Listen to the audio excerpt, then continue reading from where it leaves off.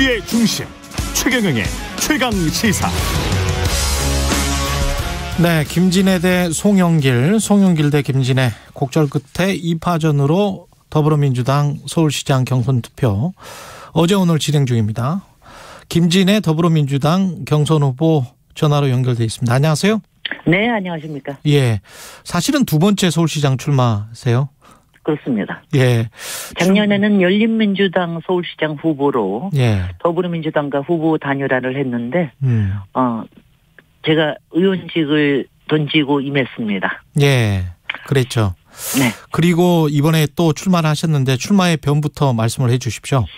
제가 출마 결정을 한 거는 용산 졸속 이전을 윤석열 당선인이 천명을 했을 때 결단을 했고요. 예. 특히 그때 오세훈 서울시장이 여러 가지 우려에 대해서 서울 시민께 설명도 하지 않는 이렇게 침묵하는 모습을 보면서 4년 동안 오세훈 시장에게 서울시장을 맡겨둘 수는 없다. 그래서 결단했습니다. 그 용산 이전, 집무실 이전과 관저 이전 때문에 서울시장 후보 나오기로 결단을 했다. 네. 좀 더 구체적으로 어떤 부분이 문제다라고 보시는지. 용산 졸속 이전은 서울시의 굉장한 악재입니다. 예. 용산 자체가 용산 공원을 전제로 용산 주변에 고밀 개발을 해왔고 앞으로도 계획을 하고 있고 그리고 여러 가지 문제 고도 제한, 조망권 제한 이런 것도 있지만 교통 지역 문제도 있지만 앞으로 비행 금지 구역이 한강과 강남에까지 영향을 미치기 때문에 이거는 서울시 개발에 상당히 문제가 된다. 그래서 이것을 임시 집무실일 뿐이다. 윤석열 당선인은 광화문 시대를 공약을 했지 용산 시대를 공약한 건 아니고 이것이 공론화 과정도 없었고 특히 서울 시민들에게 제대로 된 설명도 없었다. 그렇기 때문에 이것은 임시 집무실에 불과할 수 있도록 제가 서울시장으로서 국무회의에 들어가서 팩트로 확실하게 얘기 드리고 서울 시민께 설명을 드리겠습니다. 구체적으로 더 말씀을 해 주세요. 개발 자체가 안 된다는 겁니까? 용산 집무실로 이전을 하게 되면 5년 동안? 여러 가지가 제한이 되는 거지요. 예. 제한이 되기 때문에 고도 제한이나 여러 가지 문제들이 있기 때문에 그런 여러 가지 부분들이 서울시의 개발에 영향을 미치지 않도록 하면서 5년 뒤에는 차기의 대통령은 청와대로 다시 돌아갈 수 있도록 하는 것이 저의 생각입니다. 그렇군요. 네. 지금 민주당 서울시장 경선 관련해서 그동안에 이제 굉장히 잡음이 많았는데 네. 그 잡음에 관해서는 어떻게 생각하세요? 일단 경선 하루 전에 예. 토론회를 하고 바로 투표를 하게 되는 이런 기이한 현상을 만들게 된 것에 대해서 서울 시민께 제가 대신 사과를 드리고요. 네. 여러 가지 문제가 있었으나 그러나 어저께 오늘 경선을 진행하니까 여기서 본선 경쟁력이 누가 더 있을지 이 부분을 서울 시민들께서 판단을 해 주시기를 바랍니다. 송영길 후보와 비교해서도 경쟁력이 훨씬 있다, 강점이 있다 이렇게 생각을 하시는 것 같은데 뭔지 구체적으로 좀 말씀을 해 주십시오. 네네. 예. 송영길 후보는 일단 출마 명분이 일단은 불분명합니다. 특히 전 인천시장이고 인천의 국회의원으로서 20여 년 이상 된 분이 서울시장으로 나오는 것에 대한 그 부분이 상당히 전체 지방선거에도 영향을 끼칠 것이다. 그리고 여의도의 다선 정치인이 이미지가 별로 바람직하지 않기 때문에 그 부분도 문제가 될 것이다. 예. 저 같은 경우에는 특히 계파 갈등으로부터 자유롭습니다. 저는 원조 개혁의 딸로서 당의 어떤 지분도 어떤 계파도 없이 다 아우르고 받쳐드릴 수 있기 때문에 예. 당의 결속도 높이고 그리고 제가 전문가로서 중도 확장성이 훨씬 더 있다. 중도 확장성을 가지고 지난 대선에서 4.9% 지지 않았습니까? 예. 그러니까 여기에서 5%를 올릴 수 있는 가능성이 있는 후보는 김진애 후보뿐이다. 이렇게 생각하고 있습니다. 송영길 후보는 김진애 후보를 향해서 공인된 도시 전문가는 맞지만 그러나 나는 인천시장을 해봤고 김진애 후보는 의원밖에 하지 않은 거 아니냐. 이렇게 이제 지적을 하거든요. 행정 경험이 미흡하다. 저 같으면 예. 송영길 후보님이 그런 얘기를 하시는 건 좀 부적절한 것 같아요. 예. 인천시장의 행정 경험을 갖고 있고 싶지는 않습니다. 서울시장에 나서면서. 저는 이렇게 단순하게 얘기 드리겠습니다. 예. 오세훈 시장의 1년 시정은 어떻게 평가를 하세요? 오세훈 시장은 사실 10년 전에 이미 실패한 시장, 무능한 시장으로 이미 판정이 난 분입니다. 그런데 작년에 우연히 재보궐선거에서 다시 등장을 한 것인데요.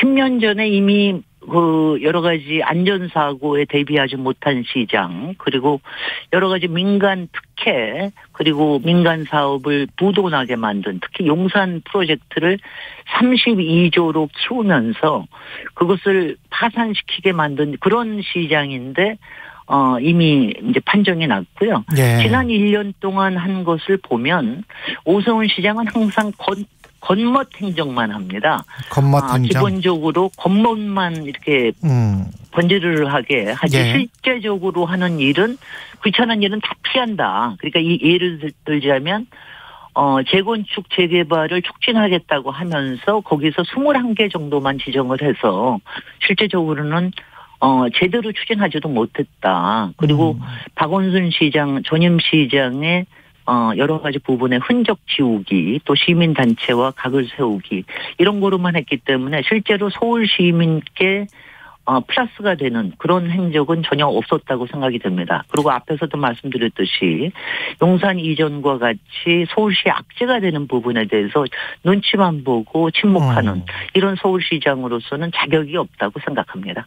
결국은 서울시 문제가 부동산 주택 문제가 최대 화두일 텐데 지금 어떻게 도시 전문가로서 어떻게 이 문제를 해소해야 된다고 보십니까? 그 서울시의 주택 부동산 문제는요, 똘똘한 한 채를 자꾸 만들려고 하는 이런 분위기를 없애고 양질의 중저가 주택을 어떻게 하면 많이 지을 수 있게 하느냐, 여기에 핵심이 있습니다. 예. 왜냐하면 서울은 인구는 줄어들고 있지만 가구 수가 굉장히 많이 늘어납니다. 예. 연간 5만에서 8만 정도 늘어나는 것이 1인 가구가 늘어나기 때문이거든요. 그렇죠. 그런데 이거를 제대로 공급을 못 해주니까 탈서울 현상도 생기고 또 많은 출퇴근의 고통도 생기고 있습니다. 그런데 이것은 기존의 빈 땅이나 아파트 재건축만으로는 가능하지가 않습니다. 빈 땅도 별로 없고. 그래서 예. 제가 제안하는 것은 제3의 진짜 개발이다. 이것은 뭐냐면은 147만 가구가 있는 일반 동네를 다가구 다주택 예. 많이 있는 데죠. 예. 여기를 중층 중밀로 다시 탄생시키고 그리고 307개의 역세권 주변이 상당히 저밀도화가 되어 있는데 예. 이 부분을 좀 더 고층 고밀화해서 여기에서 서로 상생하는, 가령 용적률을 올리면 반은 민간이 가져가고 또 반은 공공이 가져와서 주택도 늘리고 생활 SOC도 늘리는 이런 본질적인 정책이 필요하다고 생각을 합니다. 예. 송영길 후보는 세금, 특히 이제 종부세 1인 1주택은 사실상 폐지하는 세제 완화, 용적률 상향, LTV 상향 뭐 이런 지난 대선 때와 이제 비슷한 기조인 것 같은데 어떻게 보세요? 그 종부세를 1가구 1주택 종부세를 없애겠다는 건 그게 바로 똘똘한 한 채를 강화하는 정책이라서 저는 문제라고 봅니다. 예. 왜냐하면은 가령 윤석열 당선인도 16억짜리 집에 사는데 그걸 왜 종부세를 완화합니까? 그다음에 오세훈 시장도 26억짜리 집에 사는데 그런 거를 완화하는 게 아니라 중저가 주택에 대해서 어떤 정책을 펼쳐야 될지 이 부분에 훨씬 더 중점이 필요합니다. 핀트를 잘못 잡고 계십니다. 예, 그거는 특수한 아주 고소득층의 주택이라고 생각해서 그건 그냥 그대로 놔둬도 되고 지금 다가구 다주택 쪽에 중층 중밀도를 해서 그쪽에 양질의 중저가 주택을 많이 공급하고 만들 수 있도록. 예. 네네. 그게 훨씬 더 효과적인 서울의 주택 부족 문제 그리고 부동산 문제를 해결할 수 있는 방법입니다. 작년에 출마하실 때 왜 미드타운 플러스 10분 동네 이런 구호가 있었잖아요. 네네. 이거는 지금도 유효한가요? 네.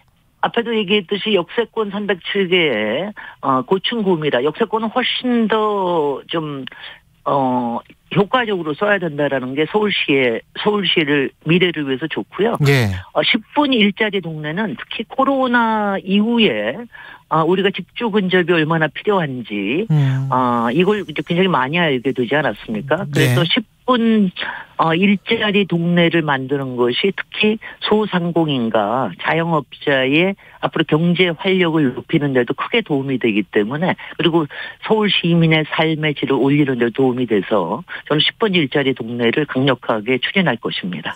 어떻게 보면 수많은 다액화네요. 예. 네. 예. 다액화가 많이 될수록 도시는 건강해지고 그리고 특히 약자들, 주거 약자, 개발 약자, 교통 약자, 삶의 약자들이 훨씬 더 편안한 그런 도시가 됩니다. 예. 서울은 그렇게 다시 태어나야 되고요. 예. 저는 항상 얘기하는 건 19세기의 파리, 그리고 20세기의 뉴욕이 쾌적한 고밀 도시로 다시 만들어지면서 상당히 경쟁력이 높고 삶의 질이 높은 도시로 태어났는데, 서울도 지금 바로 그럴 때입니다. 예. 전국 현안 관련해서 검찰 수사권 축소 법안 같은 경우에 이제 국민의힘은 뭐 국민투표까지 한번 해보자 뭐 이런 이야기를 하지 않습니까? 어떻게 보세요? 이거는 지금 검찰 공화국을 벌써 지금 다들 알고 있고, 예. 그리고 이걸 기소권과 수사권을 분리하는 것을 반대하는 거는 사실은 검찰의 기득권 카르텔일 뿐이라고 생각을 합니다. 그래서 그 부분에 대해서 국민들께 잘 설명드리면, 국민들의 이미 많은 부분들이 이 검찰의 기득권화에 대해서 우려를 하고 계시기 때문에 이것은 지금 아니면은 하기 어려운 부분이라고 생각을 하고요. 지방선거에서도 이 부분에 대해서 국민들께 말씀드리고 민주당으로서 국회에서 해야 될 일을 하는 것이 지방선거에도 도움이 되겠습니다. 윤석열 정부의 초대 내각 인선과 관련해서는 이제 언론의 보도가 굉장히 많았습니다. 인사검증 보도가, 의혹 보도가 많았는데 심각한 사안들은 뭐라고 보세요?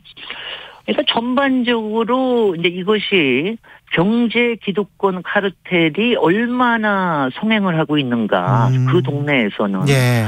이것을 그대로 보여준다고 생각을 하고요. 이걸 보고 있으면은 돈 벌기에는 정말 진심인 사람들만 모여 있구나라고 하는 거를 알 수 있고요. 예. 거기에 자녀 특혜, 그리고 뭐 법카 불법 사용 뭐 이런 것뿐만이 아니라 여러 가지 부분들이 본인들의 권력과 기득권을 위해서는 어떤 일도 하는 사람들이다. 그런 사람들이 이렇게 내각에 등용이 되고 내로남불에 이런 사람들이 등용이 되면 앞으로 그 윤석열 정부의 미래가 상당히 어둡다고 생각을 합니다. 예. 마지막으로 내가 서울시장이 되면 이런 서울을 만들겠다. 이래서 꼭 김진애가 돼야 된다. 할 말씀해 주십시오.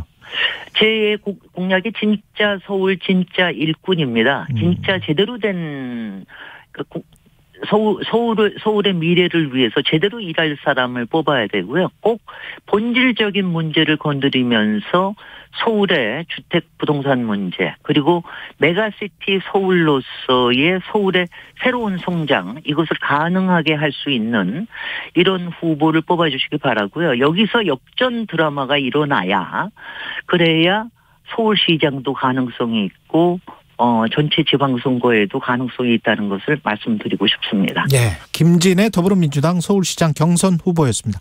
고맙습니다. 네, 감사합니다. 공정, 공익, 그리고 균형. 한 발짝 더